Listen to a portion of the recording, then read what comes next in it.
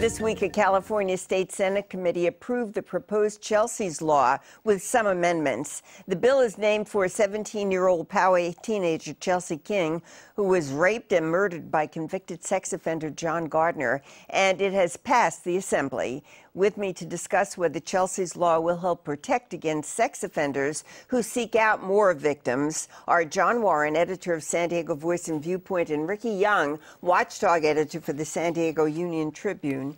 Ricky, the essence of the original proposed legislation was to mandate lifetime imprisonment for the most violent sex offenders. What else does it call for now? Right. It has that one-strike provision that you mentioned, and another provision was lifetime parole for some lesser sex offenses.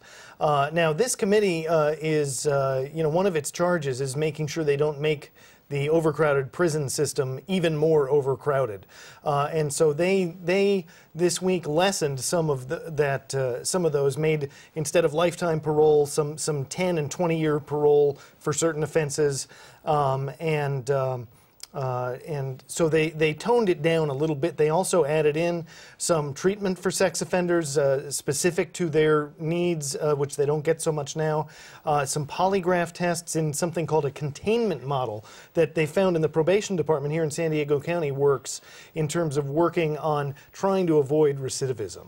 So that's interesting. Treatment is now being discussed in a broader form. John, does our state need to enact stricter correction and incarceration guidelines for sex offenders, or go for the treatment model? Well, it has a lot to do with who you talk with. The treatment model, many feel, is not complete in and of itself because there's so much more that could be done with it. There's a concern that every time this happens, when will it happen next?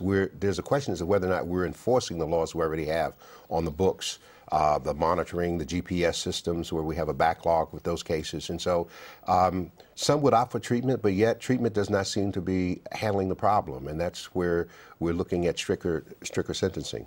Well, there is some opposition to the bill from California Attorneys for Criminal Justice. And so we did ask our San Diego criminal defense attorney, Michael Crowley, his opinion of the proposed law. This is what he said.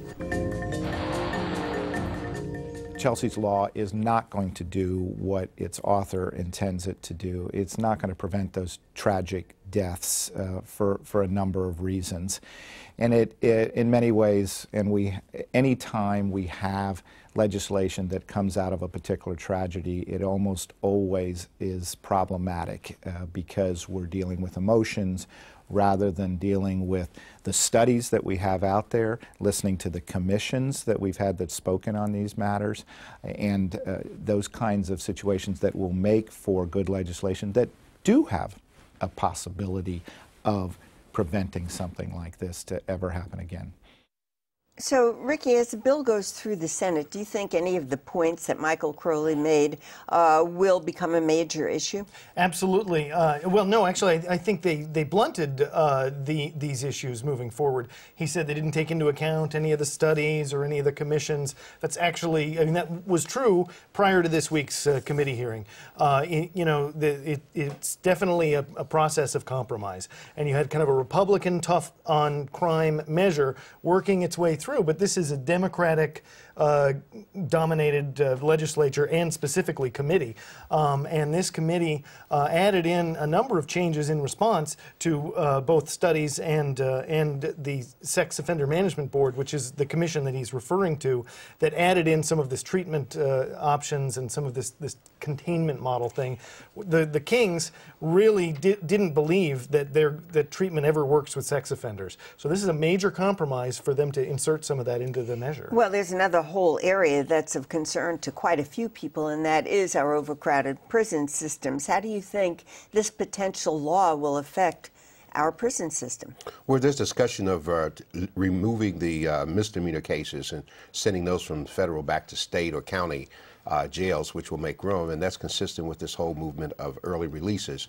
So there's no question that we can't build new prisons quickly enough to accommodate this growing element, and so the only thing left to do is to make room at the other end, which means they're going to have to increase the probation portion and show to the public that there's some tougher standards in place.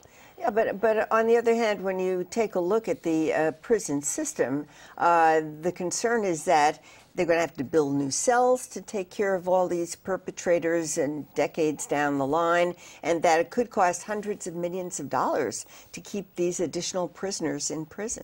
Well, the prisons are already overcrowded, and they're under court order in terms of some early release. So I'm not quite sure how they will be able to justify adding more people. One of the alternatives is to move people out of state.